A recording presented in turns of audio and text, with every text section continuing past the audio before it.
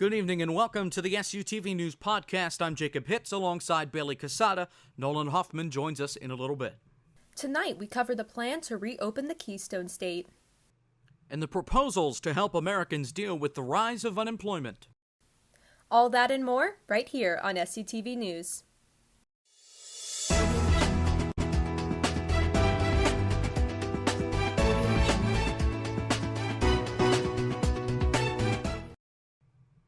We begin tonight with Pennsylvania Governor Tom Wolf and his plan to reopen the state, which he announced on Wednesday. In partnership with the PA Department of Health and Carnegie Mellon University, the state of Pennsylvania will now operate in a three-phase reopening plan. In the red phase, which the whole state is currently in, Pennsylvania residents will only operate in life-sustaining business, large gatherings are prohibited, and it is highly encouraged to only travel when essential. Stay-at-home orders will also be enforced in the red phase, and schools and childcare facilities will remain closed. In the second stage, known as the yellow phase, working at home will still be recommended, but strict stay-at-home orders will be lifted in favor of mitigation. Schools, gyms, casinos, and movie theaters will still remain closed in the yellow phase. Gatherings of more than 25 people will also be prohibited. In the green phase, or the final stage, all businesses will be allowed to reopen. However, they must follow and adhere to CDC guidelines. In social settings, all individuals will still be recommended to wear facial protection, but it will not be required. The plan is to not move the whole state into these phases at the same time, but rather reopen different regions and counties that are ready due to their strong mitigation efforts. As of April 23rd, Pennsylvania has seen a cumulative total of 35,684 cases of COVID-19 across the state. However, the new number of confirmed cases is dropping more and more each day. Governor Wolf assured residents living in the state that the health and safety of all Pennsylvanians are of the highest priority. On Thursday morning, the Department of Labor announced another 4.4 million new jobless claims this past week. This marks the fifth week in a row where millions of Americans applied for unemployment benefits. The past 5 weeks have been the largest jobless surge since the Department of Labor was founded in 1967. Around 15% of the entire United States workforce has been laid off during this difficult time. Currently, for lawmakers, there are 3 proposed acts that are under negotiation to help pay for the bills for the public. The Emergency Money for the People Act would provide a $2,000 stimulus check to all Americans 16 and older who earn less than $130,000 a year. These payments would last up to 1 year. The Rent and Mortgage Cancellation Act would cancel rent and mortgage payments for up to 12 months. This act would also prevent debt accumulation for renters and homeowners with full forgiveness on your payments to your primary residence. And the last act that is being proposed is the Getting America Back to Work Act. This would provide a payroll tax rebate that would cover around 80% of payroll expenses. This would allow businesses to have more ease in hiring and retaining employees. Last week, the Pentagon released a statement saying that Iranian boats were harassing and playing with U.S. naval ships in the Gulf Coast.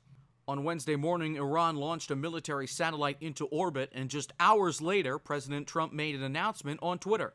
He said, quote, "I have instructed the United States Navy to shoot down and destroy any and all Iranian gunboats if they harass our ships at sea," end quote. This remark came with some controversy, however, the most prominent being from the Iranian military chief, Hossein Salami, who stated on Thursday morning on Iranian state television that he has ordered Iran naval forces to destroy any American terrorist force that threatens the security of Iran. No conflict or any other incidents have been reported on this ongoing dispute. For the latest information on this ongoing issue, check out our website, sutvnews.org. A group of people who volunteered to take part in a COVID-19 vaccine trial have now received the second round of shots. The patients are receiving the treatment from Kaiser Permanente's Vaccine Treatment and Evaluation Unit in Seattle. The study began with volunteers on March 16th, and they are now receiving the second round of shots 28 days after receiving the first round.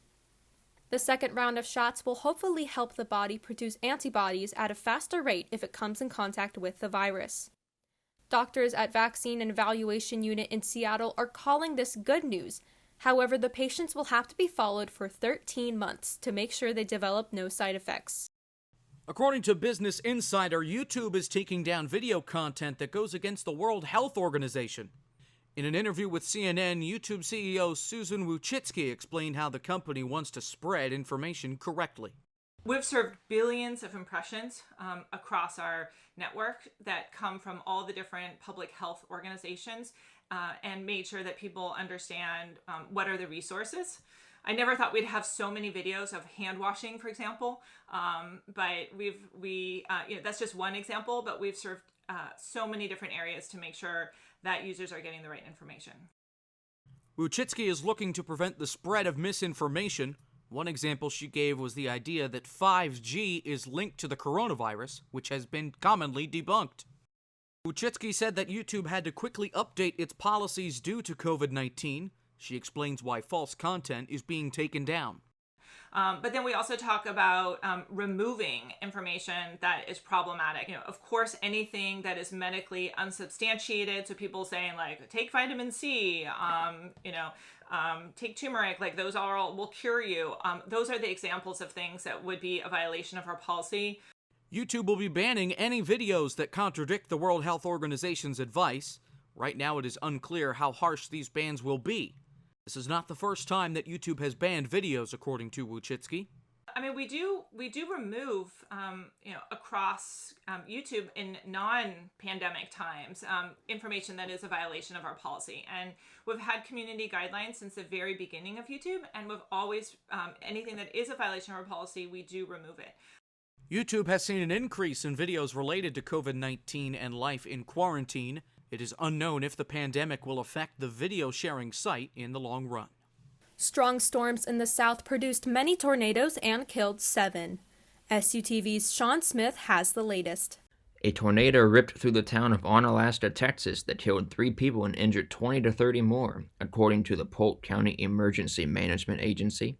The Polk County judge where Onalaska resides declared a declaration of disaster.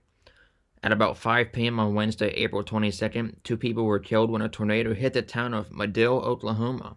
Another person was critically injured. Madill sits 100 miles southeast of Oklahoma City and has around 3,000 residents. The Archdiocese of Oklahoma City reported the Holy Cross Catholic Church sustained significant damage. The town of Mansfield, Louisiana, reported the death of a man who got swept away in a flooded drainage ditch after he fell in. Other residents were trapped in their homes from the flooding and had to be rescued. A possible tornado roared through Woodworth, Louisiana, killed a woman and damaged homes along its path. The Louisiana State University of Alexandria also reported some damage to the athletic facilities, and hail was reported to be in diameter of 1 inch to 1.5 inches in the surrounding areas. With SUTV News, I'm Sean Smith. Massachusetts Senator Elizabeth Warren tweeted Thursday morning that her oldest brother, Don Reed, died at the age of 86 earlier in the week due to complications from the coronavirus. Reed joined the Air Force at age 19 and spent more than 5 years in Vietnam, according to Warren. Warren also tweeted, quote, "I'm grateful to the nurses and frontline staff who took care of him, but it's hard to know that there was no family to hold his hand or to say I love you one more time," end quote. A fast food restaurant is giving away nugs instead of hugs. Wendy's announced on Twitter earlier this week that tomorrow all customers are eligible to receive 4-piece chicken nuggets at any drive-thru free of charge. The tweet sent out Monday says the company has been inspired by all the nice things done by others in the wake of the coronavirus pandemic and wants to do the same. Wendy's joins McDonald's and Burger King in giving away food, but this is the first that any and all customers are eligible for the giveaway. McDonald's is only giving free food to health workers, and Burger King is only giving free kids' meals for those in need.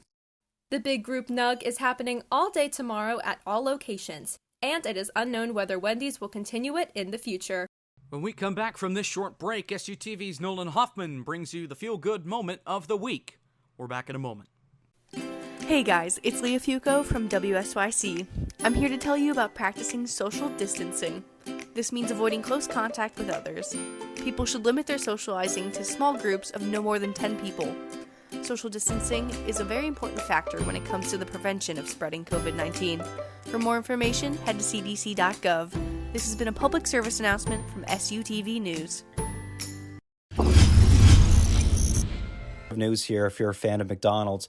Starting yesterday up until May 5th, the restaurant chain is going to begin serving thank you meals or special Happy Meals to first responders, healthcare workers, and police officers up until May 5th, like I said. And the CEO and president of McDonald's, Chris Kempczynski, said on the appearance on the Today Show that was on Tuesday, he said, quote, "For the next 2 weeks, we're going to be thanking first responders and giving them a free meal at McDonald's."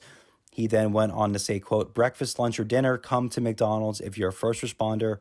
Show your ID or work badge or whatever, and we'll give you a free meal." He explained. Then he went on to say, quote, "We're going to put it in a Happy Meal box, but instead of a toy, you won't get the Trolls toy. You'll get a thank you note for us." Kempczynski said the meals will cover a wide array of people putting in extra hours during the ongoing health crisis. He went on to say, quote, "It's really for all the first responders. So police, paramedics, doctors, nurses, and this is something that we're seeing on our franchises. We are doing this in our local communities already, and like so many great ideas at McDonald's, it's starting in 1 or 2 restaurants, and we just love the idea. So we're taking it national as of tomorrow," like he said. He said that on Tuesday of the Today Show, and now it's Thursday, which it started on Wednesday, and it's going up until May 5th, like I said. And also customers who are eligible for the promotion will be able to get an Egg McMuffin, Chicken McGriddles, or a bacon, egg, and cheese biscuit for breakfast with any size soft drink, tea or hot coffee, plus a hash brown. So yeah, I think this is a really, really good idea for McDonald's, for all the first responders out there, and essential workers, you know, of what they're doing for them. And I think this is something that hopefully a lot of restaurants will follow, or doing something in this kind of a realm of an idea. I think this is a good idea. And I think hopefully restaurants will follow their work and do something kind of similar to this for all the essential workers and first responders out there because of the COVID-19 pandemic. This is Nolan Hoffman reporting with SUTV News. Let's send it back to Jacob Hitz and Bailey Casada. Thank you for being with us on the SUTV News Podcast.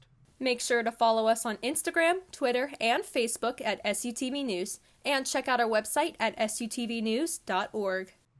Don't forget to tune in on Sunday for the next edition of the SUTV News Podcast, covering sports, entertainment, and much more. From Nolan Hoffman, Bailey Casada, and everyone with SUTV News, I'm Jacob Hitz. Have a great night, a great weekend, and remember to wash your hands.